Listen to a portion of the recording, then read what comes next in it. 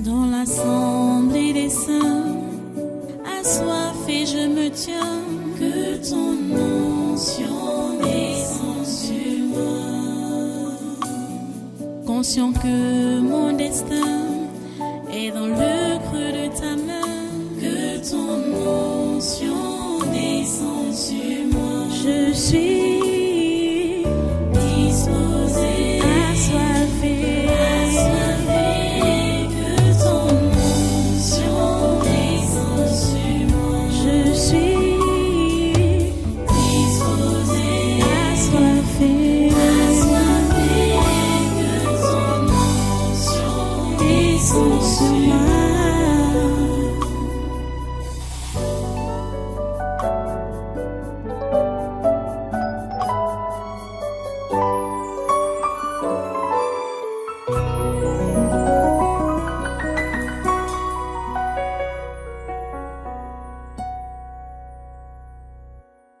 Alléluia, béni soit le Seigneur. Voilà, prends ta Bible, et ouvre avec moi dans 2 Timothée, au chapitre 1er, 2 Timothée chapitre 1, du verset 3 au verset 5. 2 Timothée chapitre 1, verset 3, verset 5.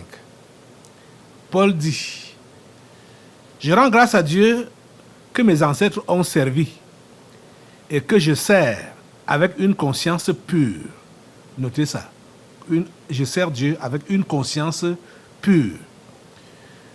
De ce que nuit tes jours, je me souviens continuellement de toi dans mes prières, me rappelant tes larmes et désirant te voir afin d'être rempli de joie, gardant le souvenir de la foi sincère qui est en toi, qui habitait d'abord dans ton aïeul Loïs et dans ta mère Eunice, et qui, j'en suis persuadé, habite aussi en toi. Prions le Seigneur. Dieu trois fois saint, nous te rendons grâce pour ta parole de ce jour. Nous te rendons grâce pour ta parole de ce moment.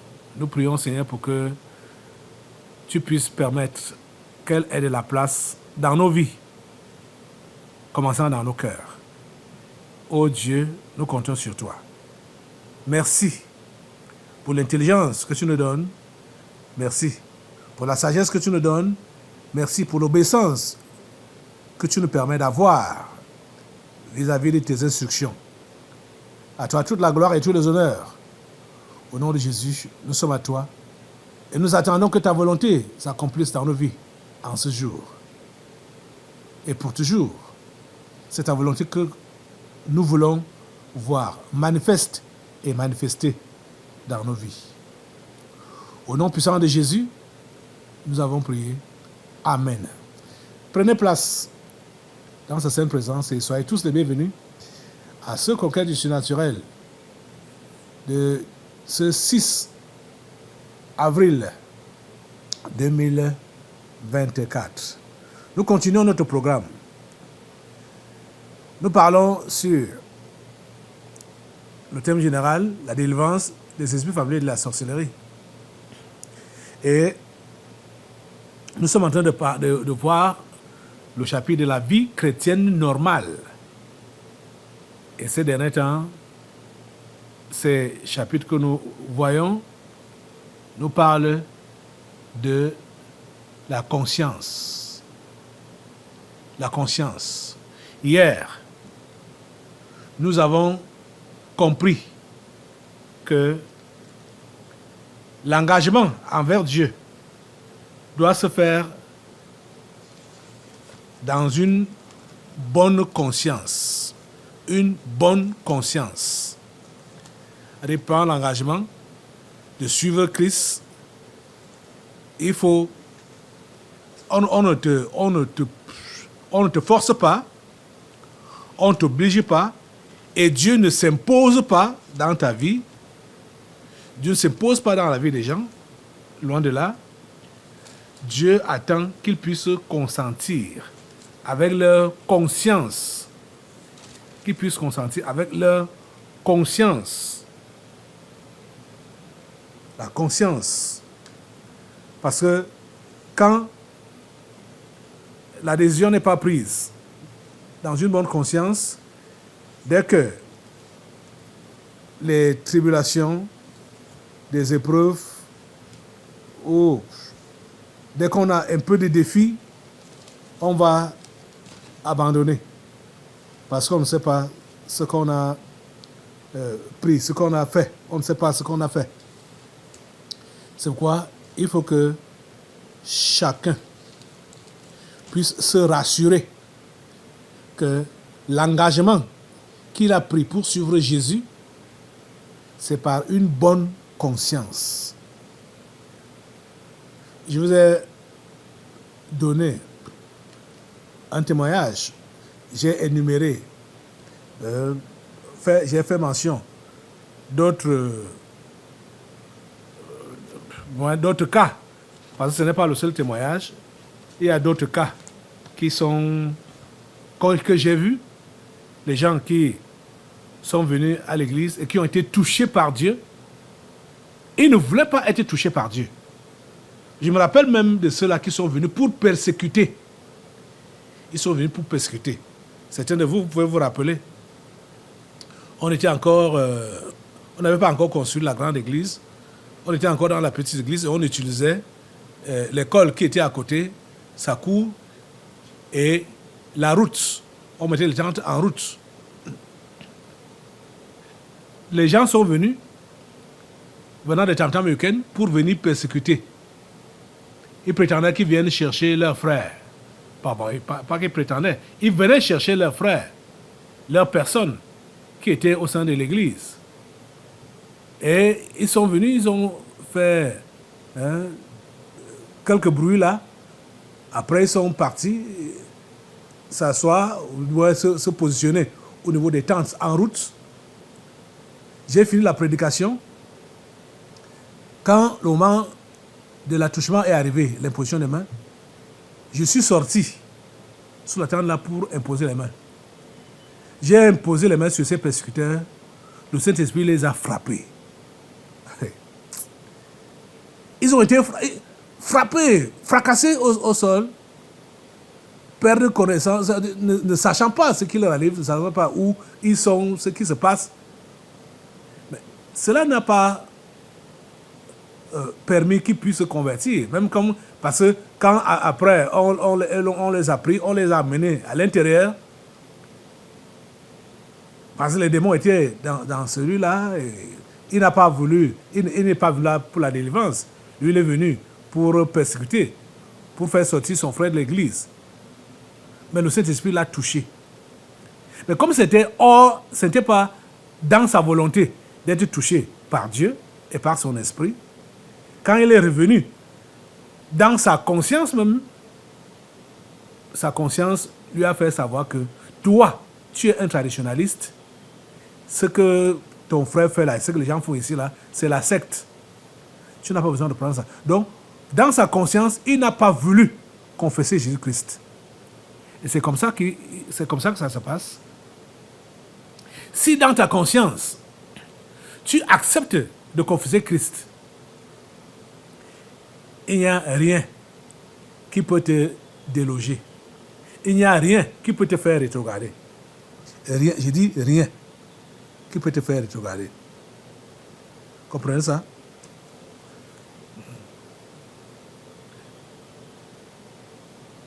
Et voilà, je vais relire ce qu'on a lu hier, où Pierre dit donc ceci: cette eau, je suis dans 1 Pierre 3, verset 21, cette eau était une figure du baptême qui n'est pas la purification des souillures du corps, mais l'engagement d'une bonne conscience. L'engagement. Quand on parle de conscience,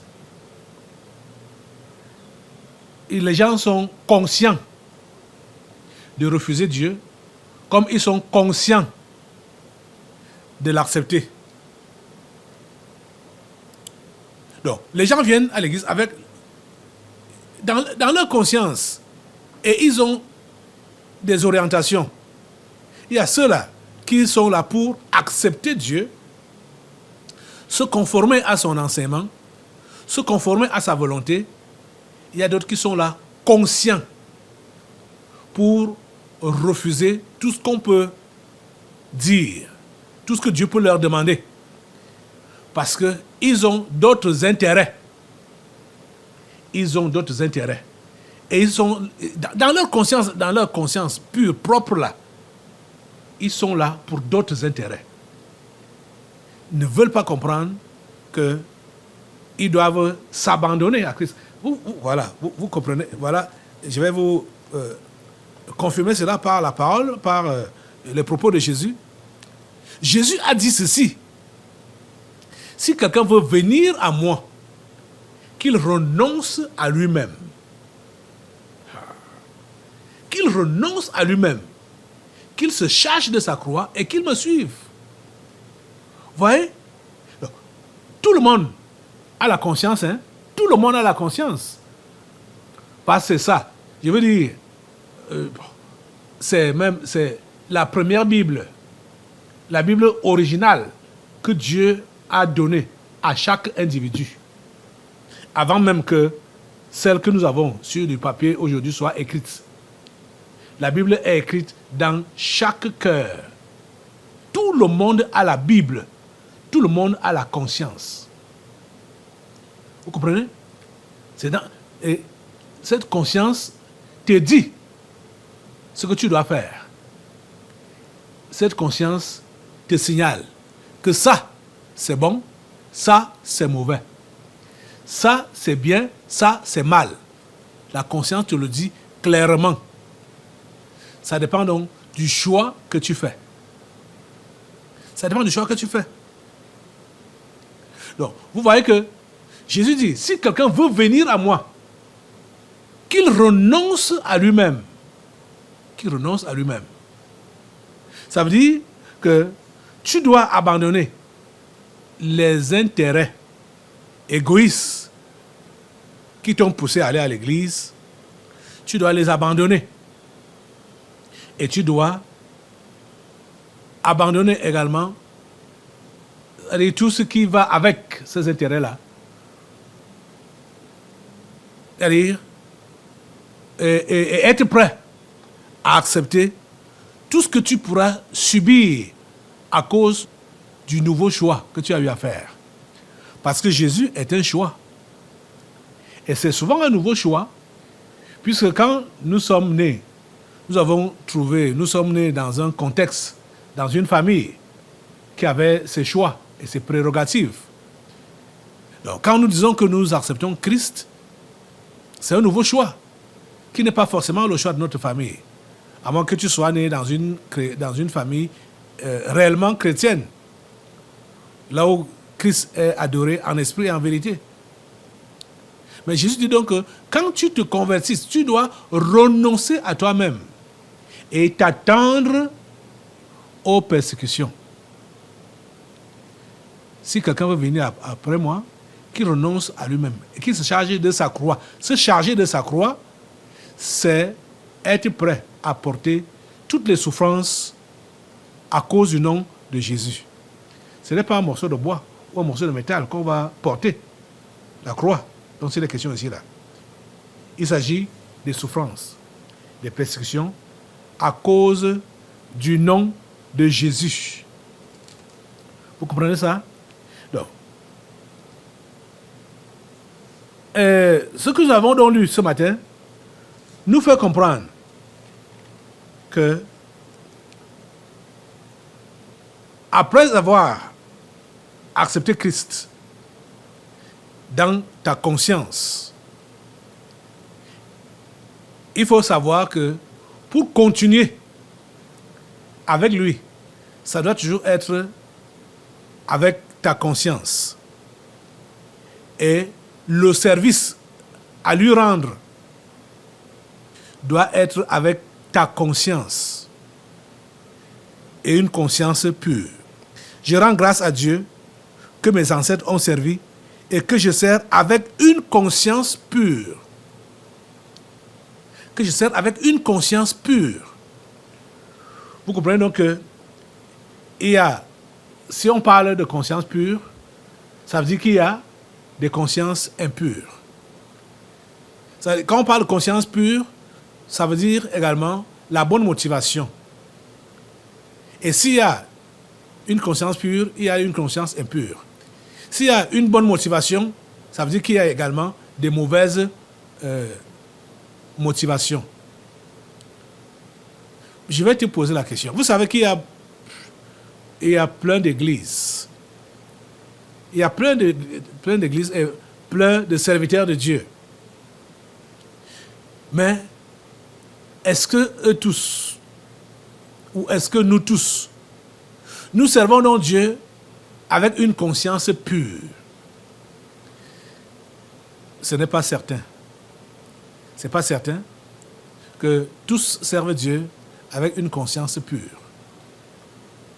Je rends grâce à Dieu que mes ancêtres ont servi et que je sers avec une conscience pure. Les amis, vous n'ignorez pas cela, que les faux prophètes ont déformé la parole de Dieu. Ils ont déformé même le service de Dieu. Des termes que j'ai entendus là-bas dehors m'ont souvent dépassé. Où les gens disent que c'est nous qui t'avons élevé. Bon, en tout cas, pour moi, c'était bizarre. Quand j'ai entendu ça pour la première fois, j'étais dépassé. Ah, donc c'est quelqu'un qui élève une autre au service de Dieu. J'étais dépassé. Parce que c'est déplacé. Qu'un homme va dire que celui qui a élevé un autre homme au service de Dieu, nous l'avons élevé. C'est moi qui t'ai élevé. C'est moi qui t'ai élevé. C'est moi qui t'ai oint. Un pasteur ou évangéliste ou n'importe quoi.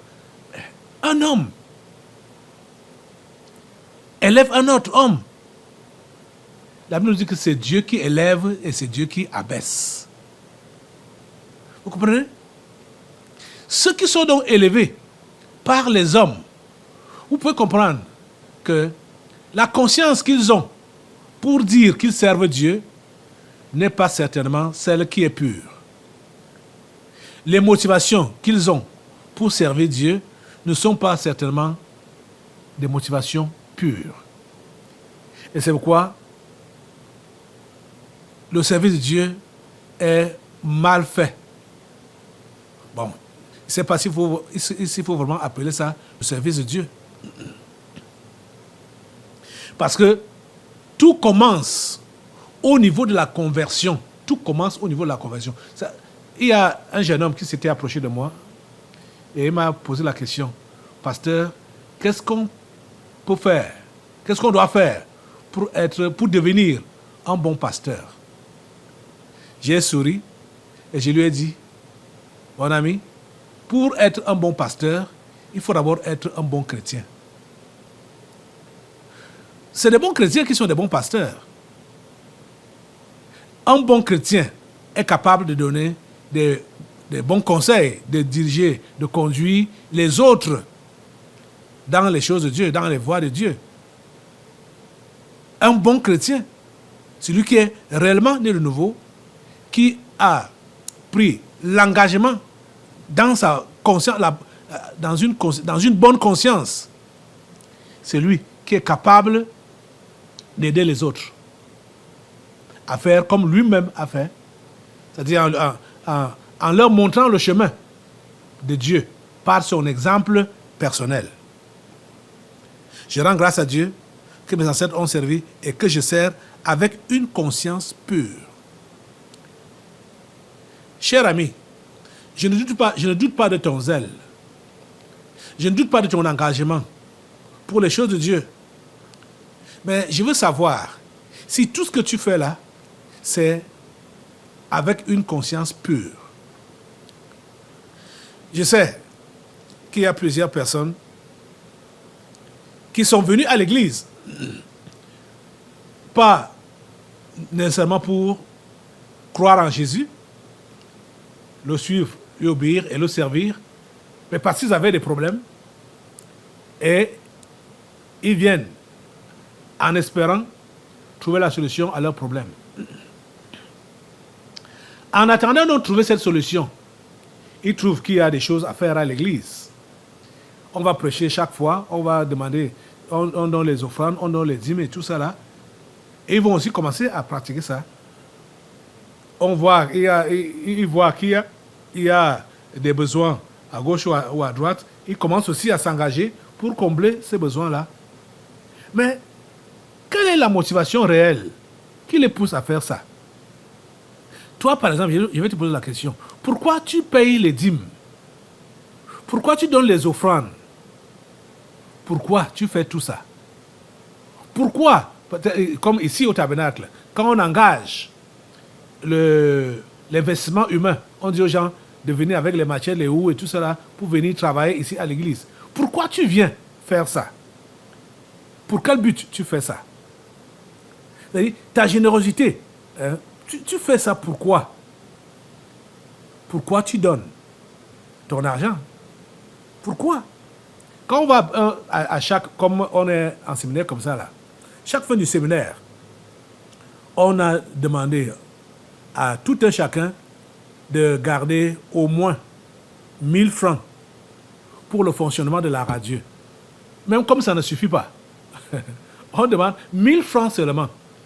Au début, voilà des choses importantes.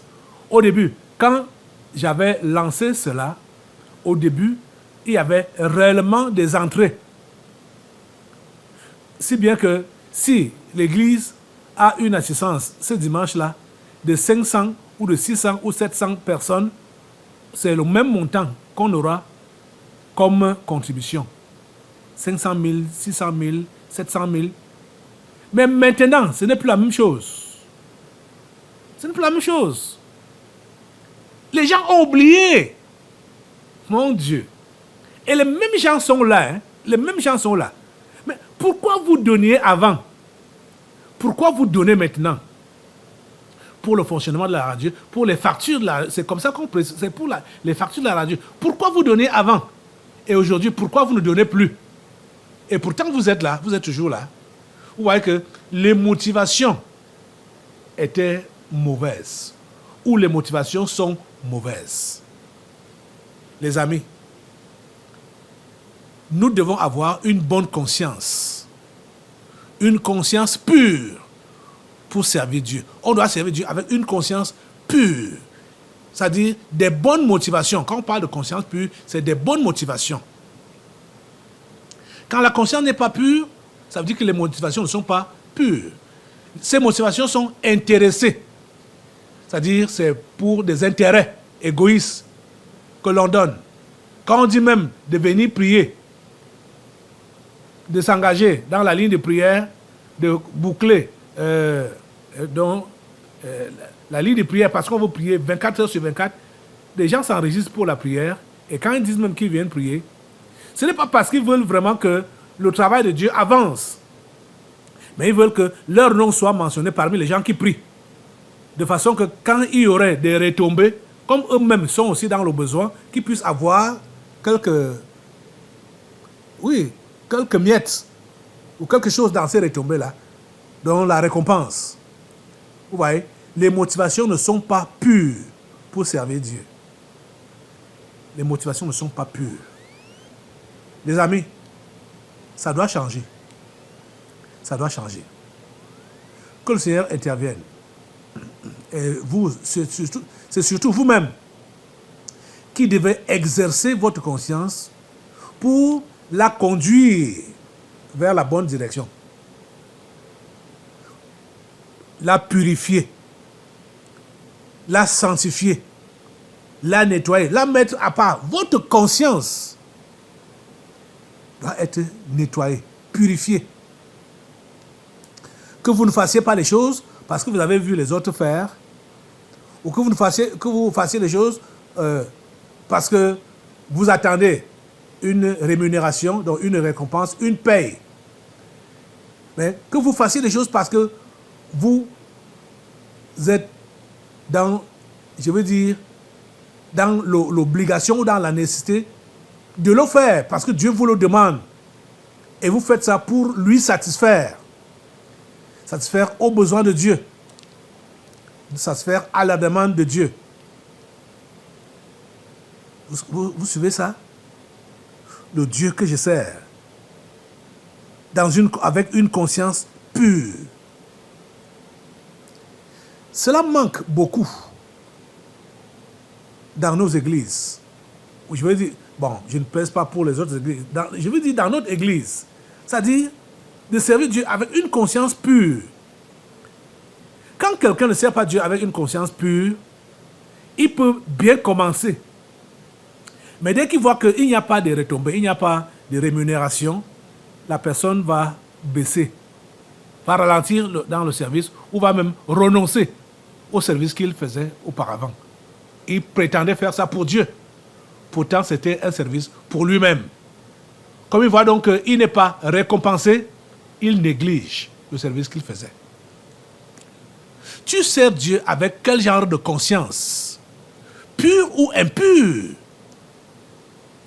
Ta conscience est-elle pure? Ta conscience est-elle pure?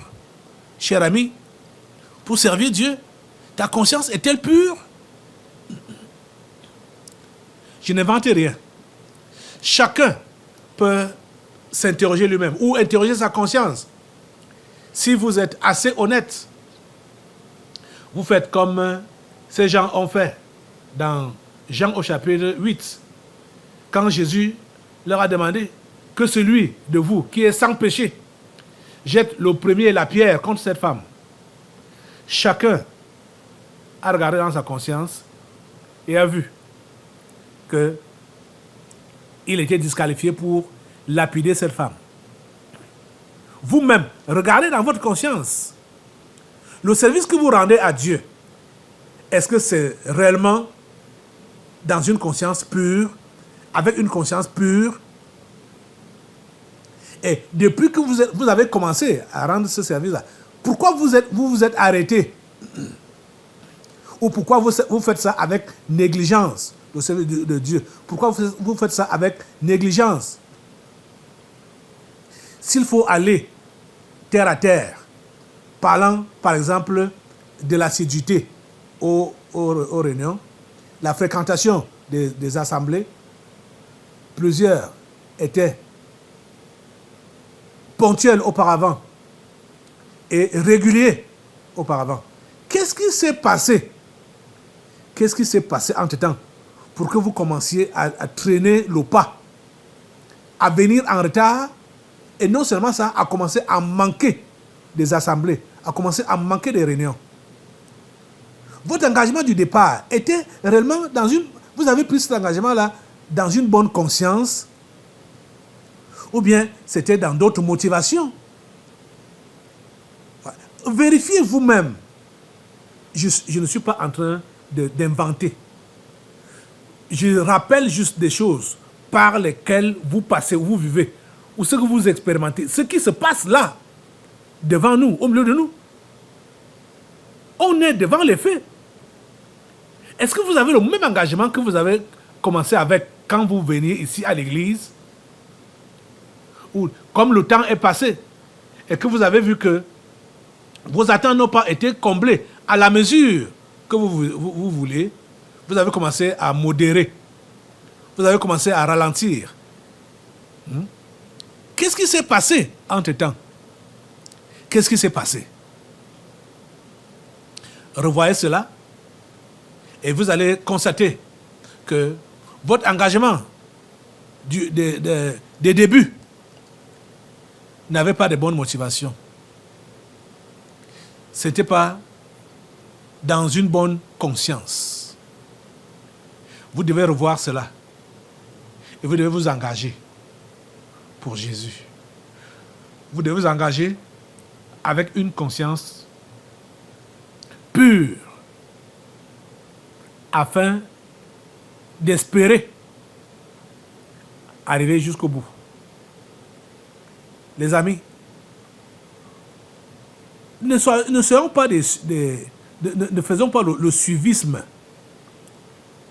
Ne faisons pas le suivisme. Beaucoup sont à l'église par suivisme. Ce que je dis là, ça concerne beaucoup plus les enfants et même certains membres de famille. Ils viennent à l'église parce que les parents viennent à l'église. C'est pourquoi ils les suivent. Quand on parle de suivisme, c'est suivre les autres. Donc, ils viennent à l'église parce que les parents viennent à l'église. Ils n'ont aucun intérêt personnel à venir à l'église.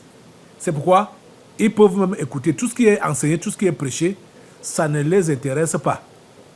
Ça n'entre pas en eux.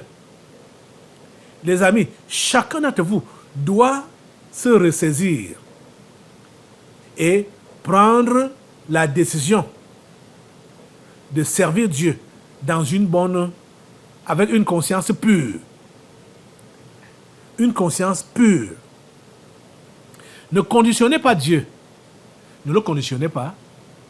Dieu, fais-moi d'abord ceci. Dieu, si tu me fais ceci, voilà, je vais te faire cela. Ou bien Dieu, tu vois, je m'engage maintenant à te servir. Quand tu vois, je viens prier tout le temps. Donc il faut que tu exauces mes prières. Hein, je viens prier tout le temps. Donc il faut que tu me donnes le travail. Je viens prier tout le temps ici à l'église, aux intercessions. Je suis là tout le temps. Bon, donne-moi un mari. Donne-moi une femme. Donne-moi des enfants. Parce que je viens prier. Ce n'est pas ça que tu dois faire avec Dieu. Ce n'est pas ça. Vous voyez, vous avez... oh mon Dieu. Vous avez une mauvaise mentalité. C'est une très mauvaise mentalité. Et c'est ça qui se passe là-bas dehors. Donc, la plupart de ceux-là qui se disent serviteurs ou pasteurs ou évangiles ou n'importe quoi, ce sont des mercenaires et non des serviteurs de Dieu. Parce que leur conscience n'est pas pure. Leur conscience est impure et tout ce qu'ils font est motivé par une rémunération immédiate. Et quand ils n'ont pas de rémunération, ils vont tout faire, forcer pour que la rémunération vienne.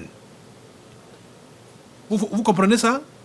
C'est ça qui se passe. Certains d'entre vous, vous êtes passés par ces milieux-là, où on vous racle, hein? C'est-à-dire on vous dépouille de tous vos avoirs, de tous vos revenus. Parce qu'ils veulent atteindre leur objectif. Parce qu'on leur a dit qu'un serviteur de Dieu doit être grand, doit avoir des véhicules, doit avoir une grande maison, doit voyager, doit dormir dans des grands hôtels, ainsi de suite. Des histoires, des conneries. Jésus qui était l'enfant de Dieu, l'unique, n'a pas eu de place dans l'hôtellerie. Il n'a pas eu de place là-bas parce que ses parents n'avaient pas les moyens pour se payer ce luxe-là. C'est pourquoi il est allé naître parmi les moutons, les chèvres, les bœufs. C'est là-bas qu'il allait naître. Toi, tu dis donc que tu es son serviteur, tu dis, je ne peux pas, je dois dormir dans de grands hôtels, de grands milieux. C'est quoi là-bas? Ouais, je crois que je vais écrire un livre sur ça clairement. Parce que tout ce qui se passe aujourd'hui comme service de Dieu, ce n'est pas Dieu que ça sert. Les grands programmes que vous entendez là, les grands programmes et toutes les dépenses qui sont dans ces grands programmes, ce n'est pas Dieu que ça vise. Ça vise l'individu, l'élévation d'un individu. Jésus a affecté le monde de son époque avec l'évangile sans avoir organisé de grands événements où tout le monde était impliqué. Jean-Baptiste, même chose, celui même qui a précédé Jésus, qui préparait la voie de Jésus, il a commencé son ministère où? Au désert. Au désert. Ben, je me demande, il allait prêcher à qui là-bas au désert? Il prêchait à qui là-bas au désert? Au désert, on sait que ce sont des animaux, des bêtes qui vivent là-bas. Et vivent même difficilement. Mais c'est là-bas que Jean-Baptiste prêchait. Mais la Bible nous dit que les gens allaient chez lui en foule, en masse. Et se faisaient baptiser par lui. Et Jean avait quel habit? Jean avait un seul habit. En peau d'animal. Un seul habit. Il avait que quartier de nourriture, les sauterelles et du miel sauvage. Ils ne connaissaient pas la variation de nourriture, manger ceci, manger. Aujourd'hui, là, il y a des gens qui ont leur pain quotidien parce qu'ils prescrivent à manger aux gens. Hein? Comment il faut manger ceci le matin, ceci à midi, ceci le soir, hein? Déjeuner, apéritif, machin, tout ça. Ils gagnent leur pain quotidien par rapport à ça. Jean-Baptiste, avec quel genre d'alimentation? Le miel sauvage et les sauterelles. Toute sa vie. Le miel sauvage et les sauterelles. Le travail que ces gens ont fait, ont abattu, Jean-Baptiste et Jésus. Tout ce que les gens font aujourd'hui pour dire qu'ils font le travail d'évangélisation, le travail de Dieu, ils n'ont pas atteint ce degré-là. Ils n'ont pas atteint le degré de Jean-Baptiste. Ils n'ont pas atteint le degré de Jésus. Vous voyez? Et Jean-Baptiste était sur place, mais c'est les gens qui venaient de partout pour l'entendre. Pour l'entendre. Vous comprenez? Ce que l'on fait aujourd'hui, dire que l'on sert Dieu en engageant des dépenses énormes pour les croisades d'évangélisation, c'est juste le show. C'est juste le show.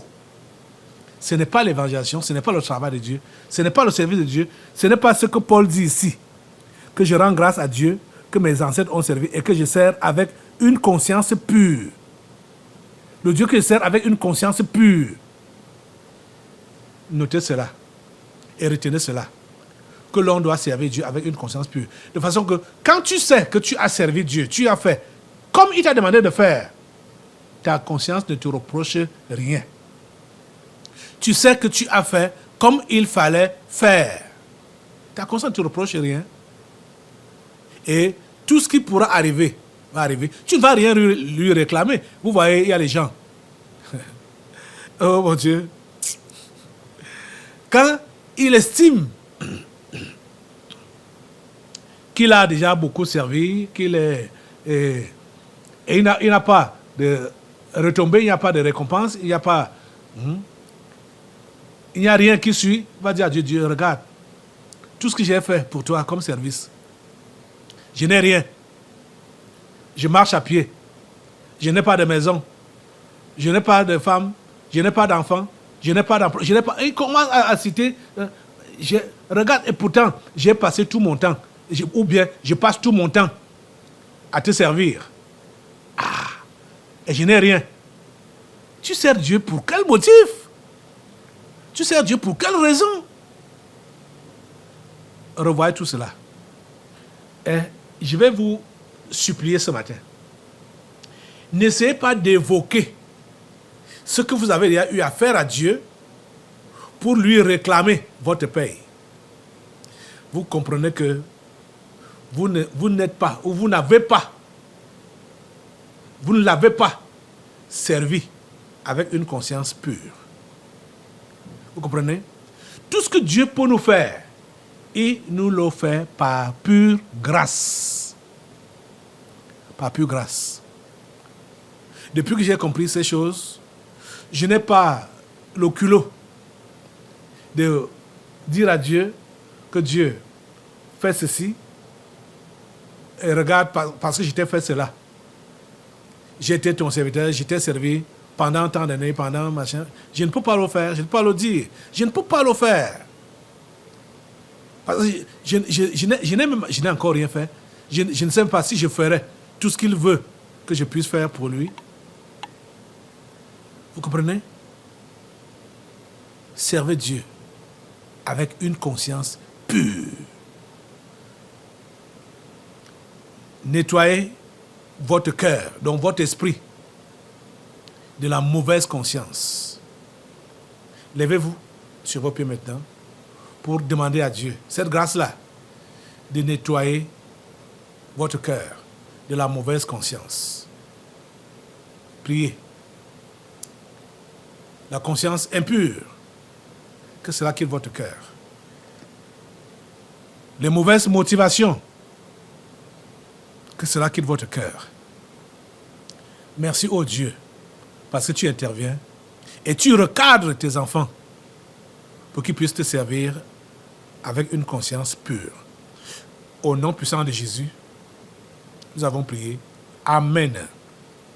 Prenez place. Nous allons maintenant passer aux délivrances prophétiques. Dans l'assemblée des saints, assoiffé je me tiens, que ton onction descende sur moi. Conscient que mon destin est dans le creux de ta main, que ton onction descende sur moi. Je suis